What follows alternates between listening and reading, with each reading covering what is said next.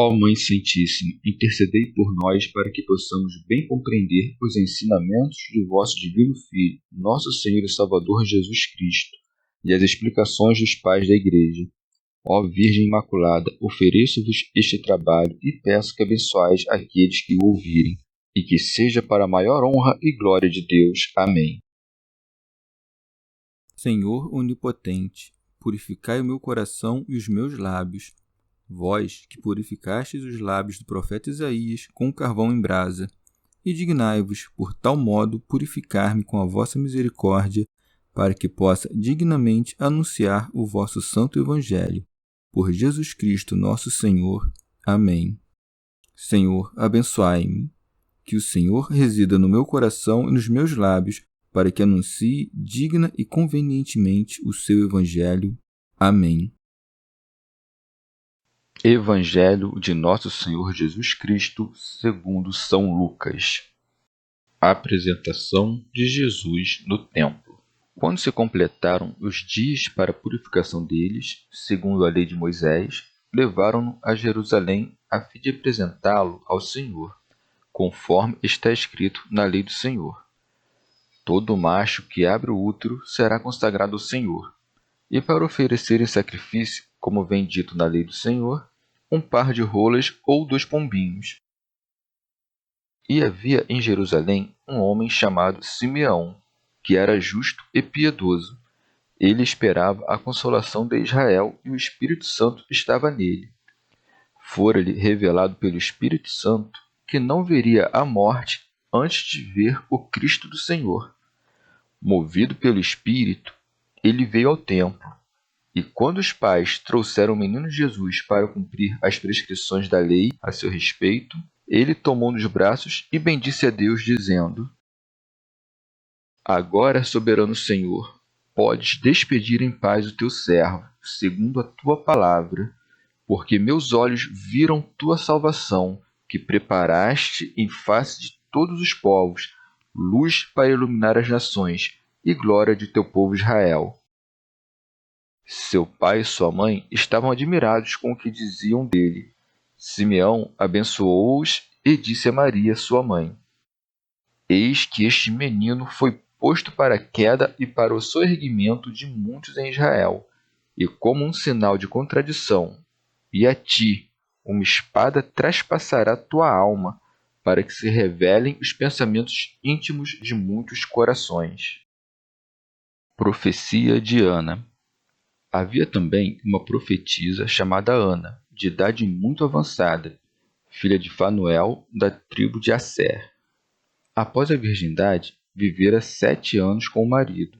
Ficou viúva e chegou aos 84 anos. Não deixava o templo, servindo a Deus dia e noite com jejuns e orações. Como chegasse nessa mesma hora, agradecia a Deus e falava do menino a todos os que esperavam a libertação de Jerusalém.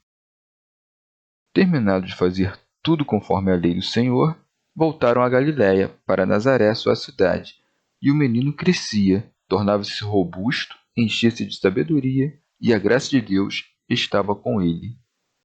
Comentários dos Pais da Igreja. São Cirilo. Depois da circuncisão, espera-se ainda o tempo da purificação. Por isso é dito, quando se completaram os dias para a purificação deles, segundo a lei de Moisés. São Beda. Se examinares as palavras da lei com cuidado, descobrirás que a Mãe de Deus, não tendo se unido a homem, não estava obrigada pelo preceito da lei. Com efeito, não era considerada impura toda mulher que desse à luz, mas a que havia concebido de homem, das quais se distinguia aquela que concebeu e deu à luz sendo virgem. No entanto, para que fôssemos libertos das correntes da lei, assim como Cristo, também a bem-aventurada Maria se submeteu à lei espontaneamente. Tito Bostrense. Por isso, o evangelista diz com propriedade que se completaram os dias da sua purificação segundo a lei. De fato, não tinha necessidade de esperar pelo dia da sua purificação a Virgem Santa, que, tendo concebido do Espírito Santo, não conhecera varão. Prossegue. levaram-no a Jerusalém a fim de apresentá-lo ao Senhor. Santo Atanásio. Quando esteve o Senhor fora do olhar do Pai, e qual lugar existe fora do seu império em que o Senhor possa estar afastado do Pai para que ele seja levado a Jerusalém e introduzido no templo? Mas talvez essas coisas tenham sido escritas por nossa causa. Com efeito, assim como não se fez homem e foi circuncidado na carne para o seu benefício, mas para nos fazer deuses pela graça e para que sejamos circuncidados espiritualmente, assim também, por nossa causa, foi apresentado ao Senhor, para que aprendamos também nós a nos apresentarmos a Ele. São Beda. 33 dias depois da sua circuncisão, é apresentado ao Senhor, indicando misticamente que ninguém que não esteja circunciso dos seus vícios é digno de estar diante de Deus. Ninguém que não esteja livre das correntes da morte pode entrar perfeitamente nas alegrias da cidade celeste. Segue, segundo o que está escrito na lei do Senhor. Orígenes. Onde estão os que negam que Cristo pregou no Evangelho o Deus da lei? Pode-se pensar que Deus, sendo bom, submeteu seu filho à lei do inimigo que ele não havia dado? Com efeito, é na lei de Moisés que está escrito isto: todo macho que abre o útero será consagrado ao Senhor. São Beda. A palavra primogênito refere-se ao primogênito do homem e do animal. Ambos, segundo o mandamento da lei, deviam ser consagrados e, portanto, pertencer ao sacerdote, de modo que este deveria receber um preço pelo primogênito e purificar todo animal impuro. São Gregório de Nissa. Este mandamento da lei parece cumprir-se de modo singular no Deus encarnado. Com efeito, somente ele, concebido de maneira inefável e dado à luz de maneira incompreensível, abriu o seio virginal, não aberto antes pela união marital e que também, depois do parto, conservou miraculosamente o sinal da castidade. Santo Ambrósio. Com efeito, não foi um homem que abriu os segredos do seio virginal, mas o Espírito Santo infundiu a semente imaculada naquele seio inviolável. Aquele, pois, que santificou o ventre de outra para que nascesse um profeta, é o mesmo que abriu o seio de sua mãe para que nascesse o Imaculado. São Beda. As palavras que abriu o seio são um modo costumeiro de falar. Não se deve pensar que a morada do ventre santo, santificada pelo Senhor com a sua entrada, tenha sido privada de sua virgindade com a sua saída. São Gregório de Nissa. Somente este parto é de varão, em sentido espiritual, porque não carregou nada da culpa feminina. Por isso é chamado santo em verdade. Também, por isso, Gabriel, como que recordando que esse mandamento somente se refere a este parto, disse: o que nascerá santo será chamado filho de Deus. Quanto aos outros primogênitos, a sabedoria evangélica determinou que fossem chamados santos porque, sendo oferecidos a Deus, se fizeram dignos desse nome. Mas quanto ao primogênito de toda criatura, o anjo anuncia que nasce santo porque o é por si mesmo. Santo Ambrósio. Somente o Senhor Jesus, entre os nascidos de mulher, é santo em todas as coisas, porque não experimentou no seu parto imaculado o contágio da corrupção terrena, que repeliu por sua majestade celestial. Com efeito, se seguirmos o sentido literal, como pode todo varão ter sido santo, se é manifesto que muitos foram imundíssimos? Ele, porém, é o santo que os mandamentos da lei prefiguravam, pois somente ele abriria os segredos do seio da Igreja, santa e virgem, para gerar nações. São Cirilo. Ó profundidade das riquezas da sabedoria e da ciência de Deus! Oferece sacrifícios àquele que, pelos sacrifícios, é honrado junto com o Pai. Observa as figuras da lei àquele que é a verdade. Aquele que, como Deus, nos deu a lei, observa a lei como homem. Por isso segue. E para oferecer em sacrifício, como vem dito na lei do Senhor, um par de rolas ou 2 pombinhos. São Beda. Esse era o sacrifício dos pobres. Com efeito, o Senhor ordenou na lei àqueles que tinham posses que sacrificassem um cordeiro por seu filho ou filha, bem como uma rola ou um pombinho. Mas aqueles que não pudessem oferecer um cordeiro, ordenou que oferecessem 2 rolas ou 2 pombinhos. Assim o Senhor, sendo rico, dignou-se fazer-se pobre para que pela sua pobreza nos desse participar das suas riquezas. São Cirilo. Vejamos o que essas ofertas significam. Sem dúvida, a rola é a ave que mais canta e a pombinha é o animal mais manso. Assim se fez o Senhor para nós, praticando perfeitamente a mansidão e enchendo o seu jardim com as suas melodias, para ganhar o mundo para si. Assim, pois, a rola e a pombinha eram sacrificados para nos dar a conhecer, por essas figuras, o que o Senhor sofreria na carne para dar vida ao mundo. São Beda. A pombinha significa a simplicidade e a rola a castidade. Com efeito, a primeira ama a simplicidade e a segunda a castidade, de modo que se perde seu par, não cuida de buscar outro. Com razão, pois, a rola e a pombinha são oferecidas ao Senhor em sacrifício, pois a vida simples e casta dos fiéis é para ele um sacrifício agradável. Santo Atanásio ordenou que se oferecessem 2 coisas porque, consistindo o homem de alma e corpo, Deus exige de nós 2 sacrifícios, a castidade e a mansidão, não só do corpo, mas também da alma. Fosse de outro modo, o homem seria fingidor e hipócrita, cobrindo a sua malícia oculta com aparência de inocência. São Beda. Embora ambas as aves, por seu hábito de arrulhar, signifiquem o luto em que vivem os santos no presente, diferem na medida em que a rola voa solitária pelos bosques, enquanto as pombas têm por costume voar em bando. Por isso, umas representam as lágrimas secretas das orações, enquanto outras representam as reuniões públicas da igreja.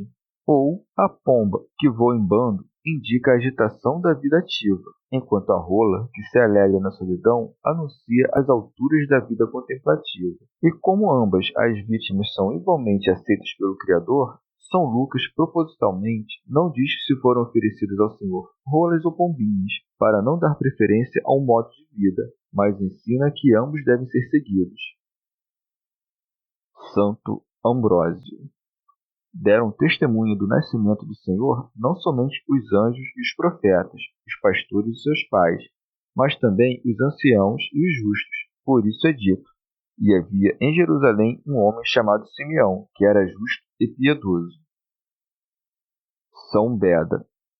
Dificilmente se guarda a justiça sem o temor. Não me refiro ao temor de perder os bens temporais, mas ao santo temor de Deus, que permanece eternamente, pelo qual o justo, quanto mais ardentemente ama a Deus, com tanto mais zelo cuida de não o ofender.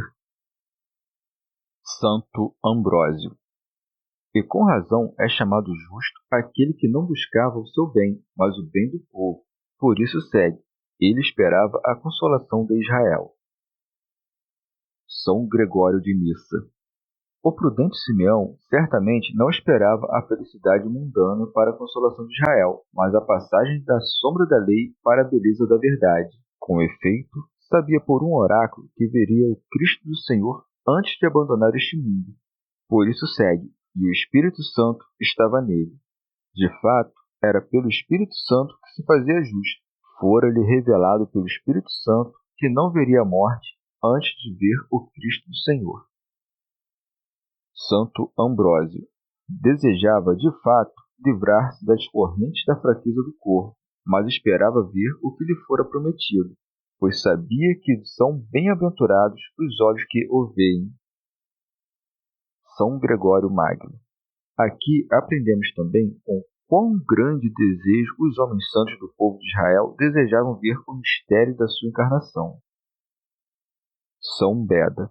Ver a morte significa sofrê-la. Com muita felicidade, verá a morte da carne todo aquele que tiver se esforçado por ver com os olhos do coração o Cristo do Senhor, tendo a sua vida na Jerusalém celeste. frequentando os umbrais do templo de Deus, isto é, seguindo o exemplo dos santos, nos quais Deus tem a sua morada. Pela mesma graça do Espírito Santo, pela qual soubera que ele viria, sabe agora que ele veio. Por isso segue. Movido pelo Espírito, ele veio ao templo. Orígenes. E tu, se queres segurar a Jesus e abraçá-lo com tuas mãos, esforça-te com todas as tuas forças para ter como guia o Espírito e vir ao templo de Deus. Com efeito, prossegue.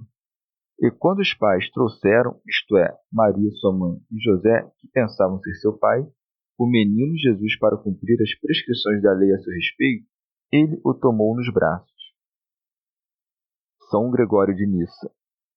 Quão feliz foi aquela santa entrada no santo templo pela qual chegou o momento do fim da sua vida.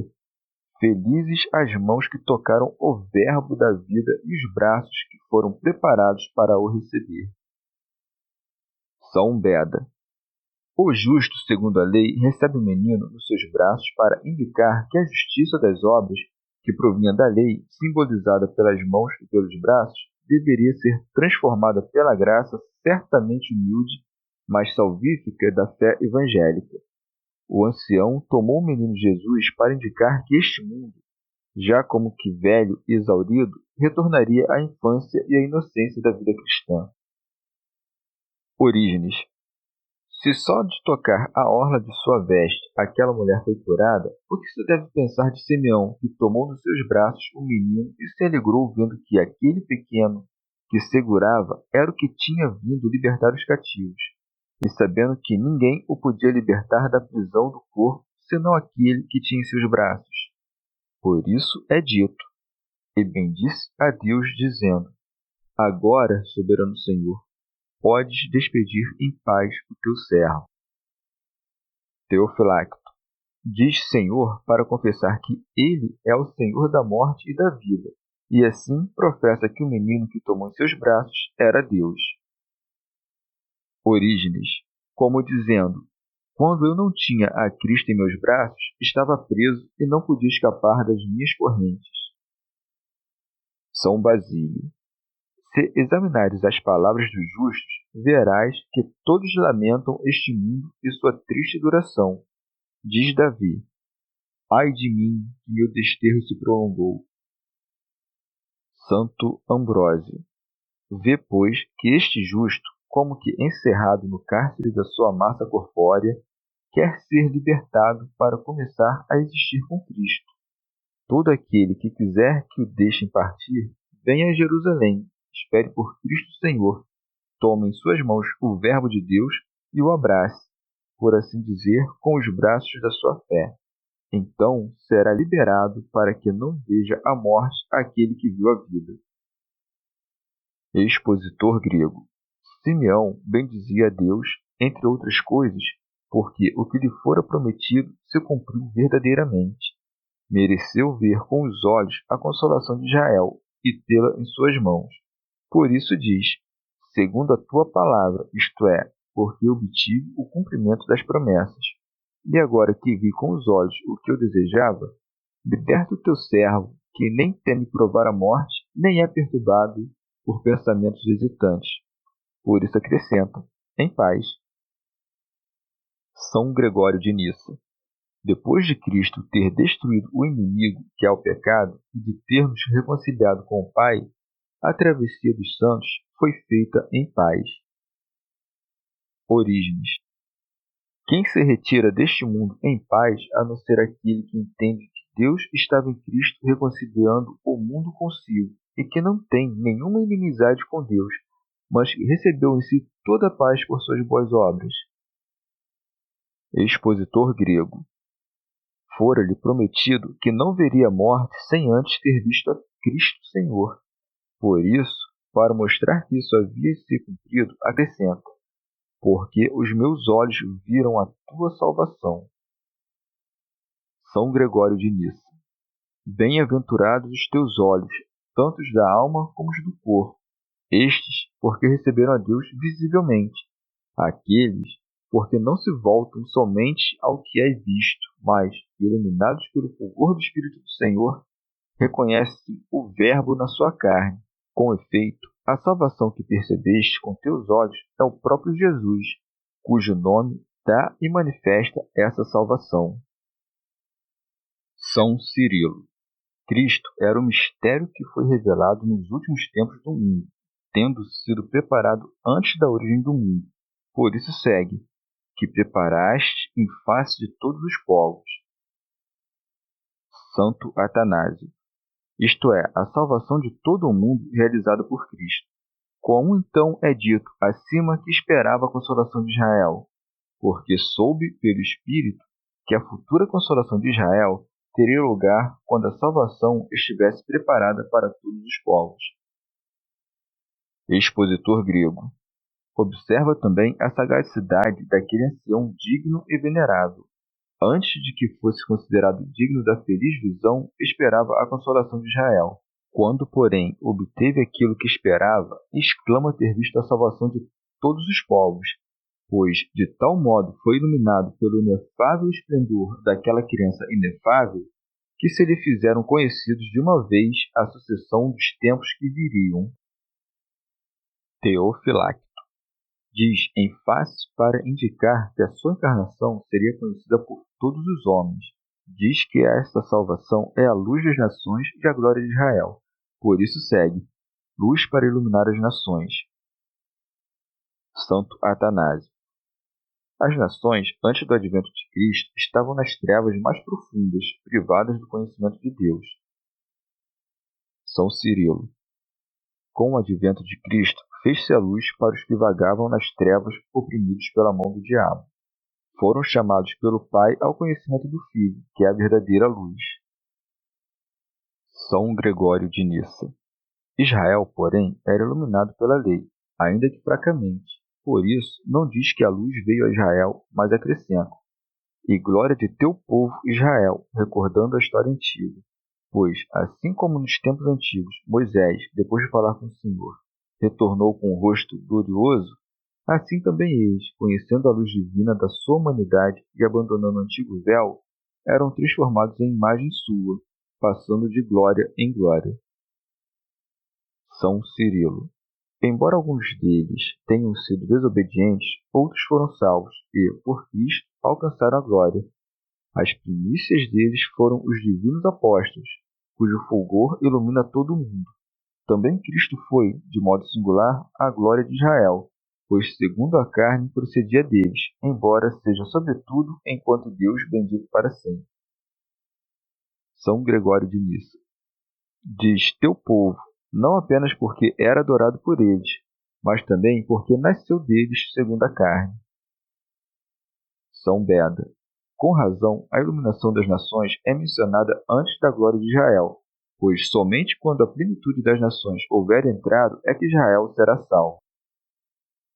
Expositor grego. Toda vez que o conhecimento das coisas transcendentes vem à memória, renova-se na mente do milagre.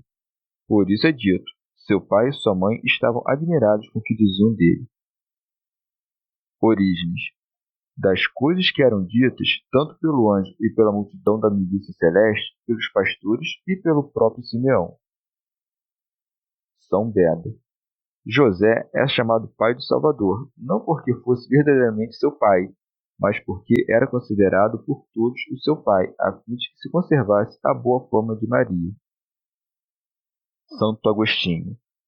Pode ser chamado seu pai do mesmo modo como é chamado marido de Maria, isto é, sem a união da carne, mas em razão do vínculo conjugal, vínculo muito maior que se tivesse adotado um filho alheio.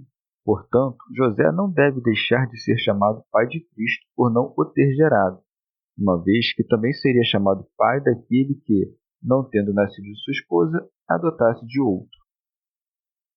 Orígenes.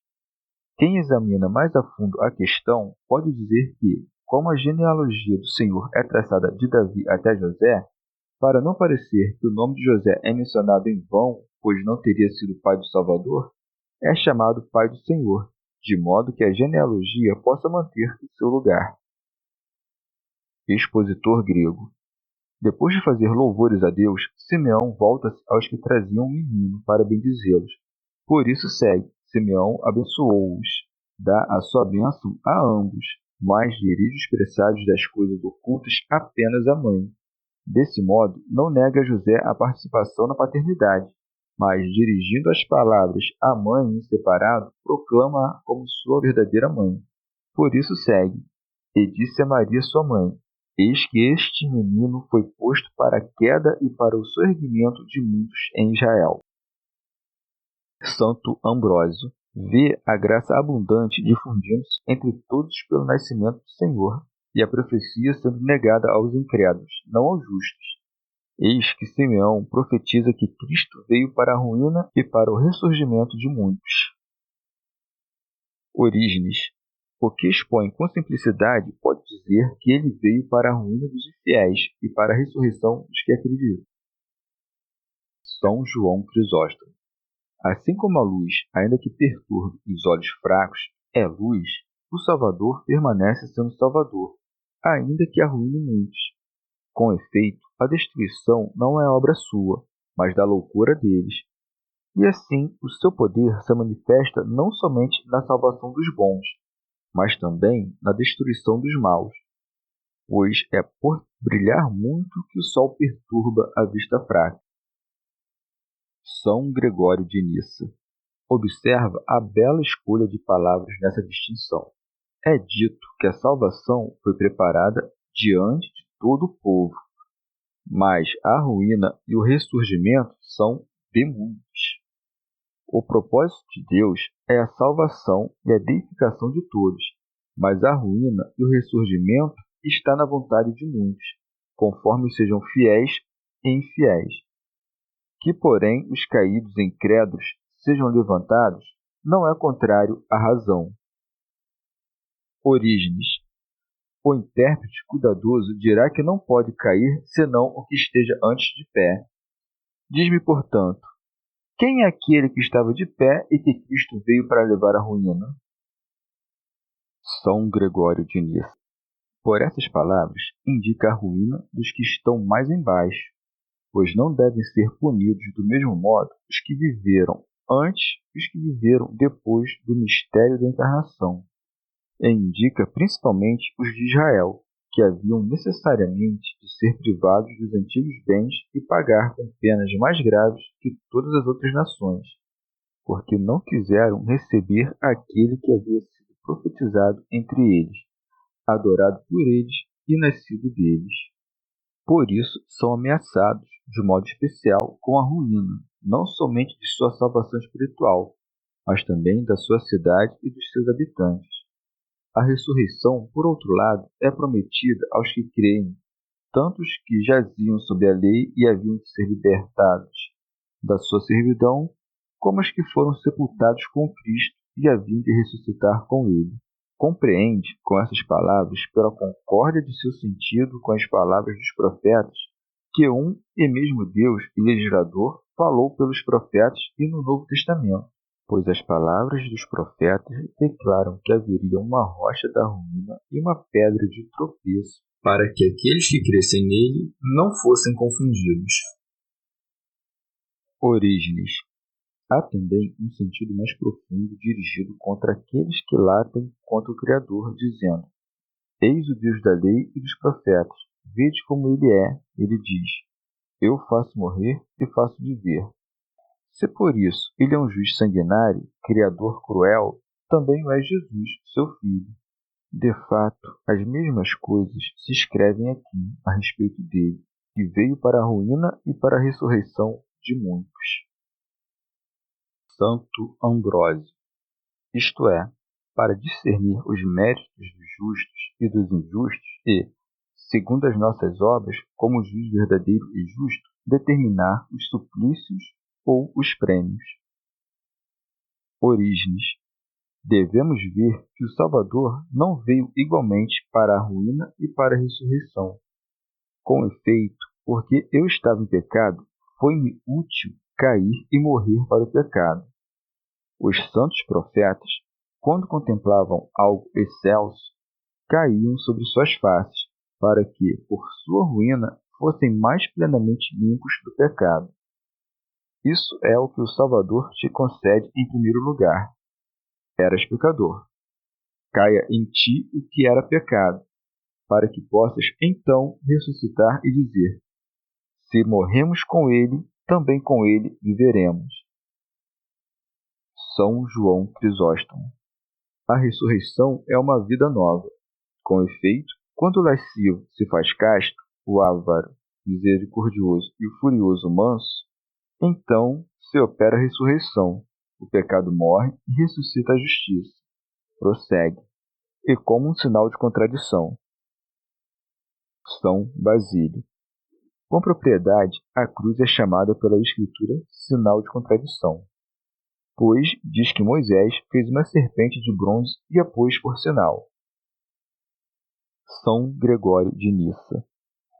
Reúne desonra e glória.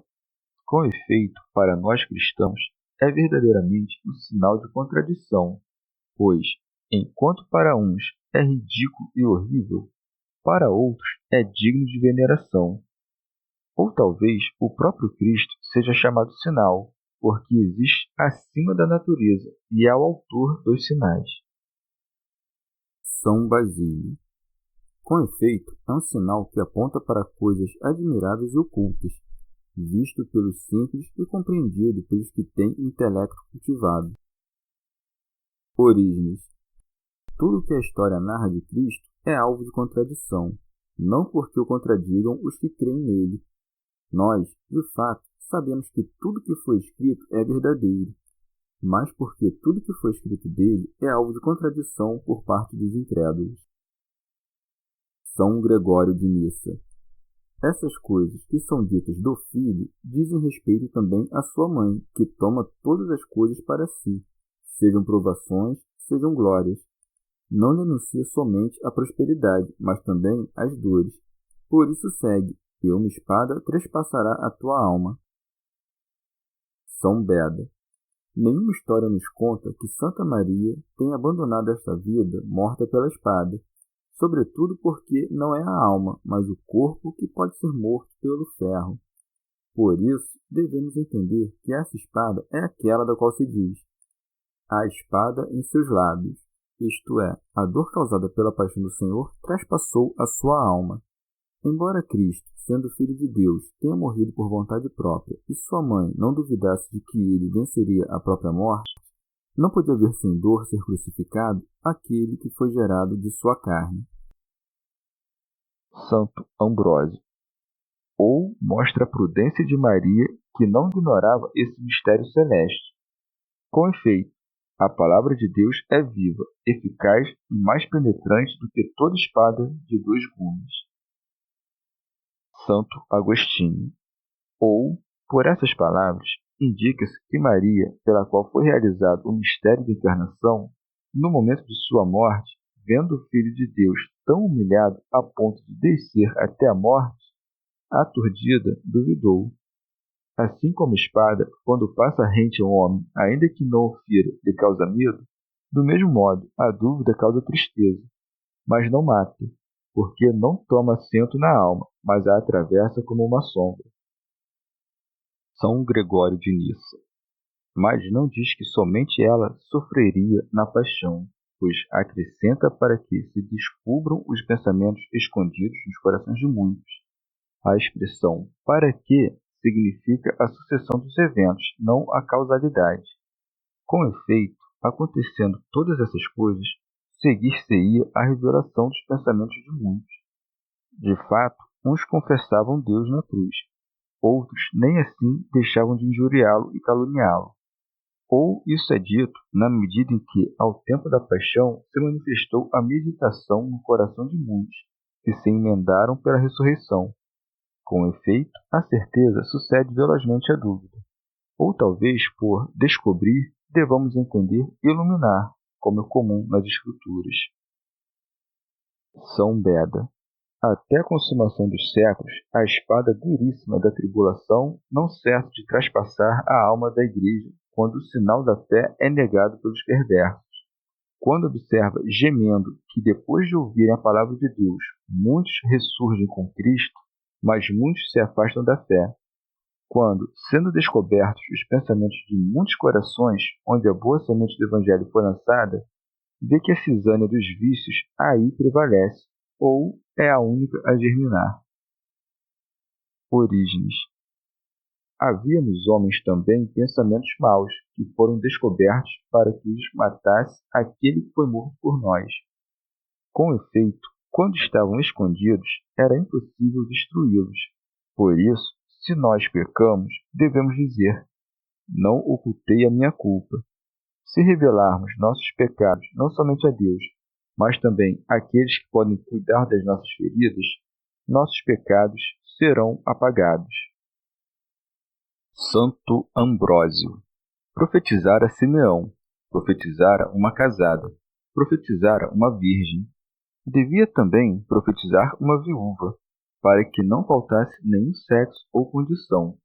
Por isso é dito: havia também uma profetisa chamada Ana. Teofilacto. O evangelista detém-se na descrição de Ana, mencionando seu pai e a sua tribo, como que apresentando como testemunhas os muitos que conheceram seu pai e sua tribo. São Gregório de Nissa. Ou porque houvesse muitas pessoas com o mesmo nome naquele tempo. Assim, para distingui-la claramente, diz quem era seu pai e qual era sua família. Santo Ambrósio. Ana, tanto por sua condição de viúva, como por seus costumes, é apresentada como digna de anunciar o Redentor do mundo. Por isso prossegue: de idade muito avançada, filha de Fanuel, da tribo de Asser. Após a virgindade, vivera 7 anos com o marido, ficou viúva e chegou aos 84 anos. Orígenes. O Espírito Santo não permaneceu nela por acaso. Com efeito, o maior bem é possuir, se possível, a graça da virgindade. Se não é possível, mas acontecer à mulher de perder o seu marido, é perseverar como viúva. De fato, não apenas depois da morte do marido, mas também enquanto ele vive, deve ter no seu espírito esse propósito, para que, ainda que tal não aconteça, sua vontade e seu propósito sejam premiados pelo Senhor. Deve dizer em seu espírito: este é o meu voto, esta é a minha promessa. Se me acontecer aquilo que não desejo, não farei nada senão permanecer viúva e inviolada. Com razão, portanto, essa santa mulher mereceu receber o espírito de profecia, porque subiu a esse cimo da virtude pela castidade prolongada e pelos longos jejuns. Por isso segue: e não se afastava do templo, servindo a Deus noite e dia com jejuns e orações. Com isso, fica claro que possuía todas as outras virtudes. Observa como ela é semelhante a Simeão por suas virtudes. Ambos estavam no templo, ambos foram considerados dignos da graça profética. Por isso segue: como chegasse nessa mesma hora, agradecia a Deus. Teofilacto. Isto é, louvava a Deus por ver a salvação do mundo em Israel, e falava de Jesus, dizendo que ele era o Redentor e o Salvador. Por isso segue: e falava do menino a todos os que esperavam a libertação de Jerusalém. Orígenes. Como a profetisa Ana falou pouco e não de maneira clara a respeito de Cristo, o Evangelho não desenvolve o que foi dito por ela. Talvez se possa dizer que Simeão lhe precede porque representa a lei, pois seu nome significa obediência, enquanto de Ana significa graça. Entre eles estava Cristo. Deixou, pois, aquele morrer com a lei, mas sustentou a outra para viver mais pela graça. São Beda. De acordo com o sentido místico, Ana representa a igreja, que está como que enviuvada por causa da morte do esposo. Também, o número dos anos de sua vez representa o tempo da peregrinação do corpo da igreja longe do Senhor. 7 vezes por 12 são 84. O número 7 exprime o curso deste mundo, que gira em 7 dias, e o número 12 a perfeição da doutrina apostólica. Portanto, pode-se dizer, seja da Igreja Universal, seja de qualquer alma fiel, que serviu ao Senhor 84 anos, se cuida de observar, durante todo o tempo de sua vida, a doutrina dos apóstolos. Isso concorda também com o período de 7 anos em que permaneceu com seu marido, pois, em virtude de uma prerrogativa da majestade do Senhor, que ele próprio, habitando na carne, nos ensinou, o número de 7 anos é usado como símbolo da perfeição. Ana também se conforma aos mistérios da Igreja, porque seu nome significa graça. É filho de Fanuel, que quer dizer face de Deus, e descende da tribo de Asser, isto é, bem-aventurado. Lucas omite aqui o que sabia que Mateus tinha exposto suficientemente, a saber, que o Senhor, depois de todas essas coisas, foi levado por seus pais ao Egito para não ser morto por Herodes, e, tendo este morrido, foi trazido de volta à Galiléia e começou a viver em Nazaré, sua cidade. Com efeito, os evangelistas costumam omitir o que sabem ter sido registrado pelos outros, ou que, no espírito, previram que seria registrado pelos outros, de modo que, na sequência contínua de suas narrações, nada parece ter sido omitido, o que, porém, considerando o escrito de outro evangelista, o leitor encontra o que foi passado. Por isso, depois de omitir muitas coisas, Lucas disse: terminando de fazer tudo conforme a lei do Senhor, voltaram a Galiléia, para Nazaré, sua cidade. Teofilacto. A cidade de Belém era como que a sua pátria, mas Nazaré era o lugar onde habitava. Santo Agostinho. Talvez chame a atenção como Mateus diz que os pais foram com o menino para Galiléia, porque não quiseram ir para a Judéia por medo de Arquelau, quando parecem ter ido a Galiléia antes, porque a sua cidade era Nazaré da Galiléia, como diz aqui Lucas. Deve-se, porém, entender que, quando o anjo em sonho no Egito disse a José: levanta-te, toma o menino e a sua mãe e vá à terra de Israel, São José entendeu que lhe havia mandado marchar para a Judéia, porque é, por excelência, a terra de Israel. Em seguida, soube que ali reinava o filho de Herodes, Arquelau, e não quis se expor ao perigo, vendo que a terra de Israel também podia ser entendida como a Galiléia, porque também nela habitava o povo de Israel. Expositor grego. Ou, de outro modo, São Lucas refere-se aqui a um período anterior à descida ao Egito. Com efeito, José não levaria Maria para lá antes de ter sido purificada. Antes, porém, de terem descido ao Egito, não receberam o oráculo para irem a Nazaré, mas, desejando livremente voltar à sua pátria, dirigiam-se para lá. Não subiram a Belém senão por causa do recenseamento, mas, uma vez cumprida a causa da sua subida, desceram a Nazaré. Teofilacto. O Senhor poderia ter saído do útero com o corpo de uma idade madura. Isso, no entanto, pareceria fantasioso. Por isso é dito, e o menino crescia, tornava-se robusto. São Beda. Note a diferenciação das palavras. O Senhor Jesus Cristo, enquanto menino, isto é, enquanto revestido da fragilidade humana, crescia e se fortificava. Santo Atanásio.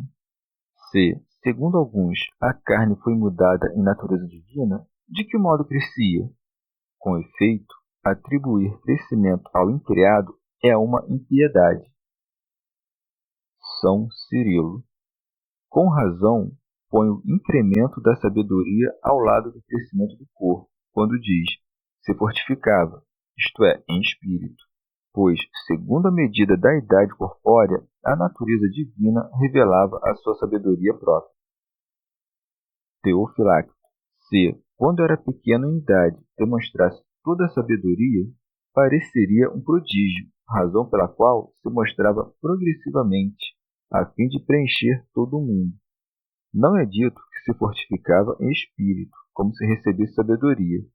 Com efeito, como pode se tornar mais perfeito o que é perfeitíssimo desde o princípio? Por isso segue: enchia-se de sabedoria e a graça de Deus estava com ele. São Beda. Porque nele habita corporalmente toda a plenitude da divindade. E a graça, porque a Jesus Cristo, sendo homem, foi dada a grande graça de que, desde que começou a ser homem, fosse perfeito homem e perfeito Deus. e muito mais se considerarmos que era o Verbo de Deus, e Deus, não precisando ser fortalecido nem devendo crescer. No entanto, sendo um menino, tinha a graça de Deus, para que, como todas as coisas foram admiráveis nele, também a sua infância fosse admirável, para que a sabedoria de Deus se cumprisse. Chegamos ao fim de mais um dia de comentários da Catena Áurea. Muito obrigado por ficarem até aqui, que Nossa Senhora derrame suas graças sobre nós e até amanhã.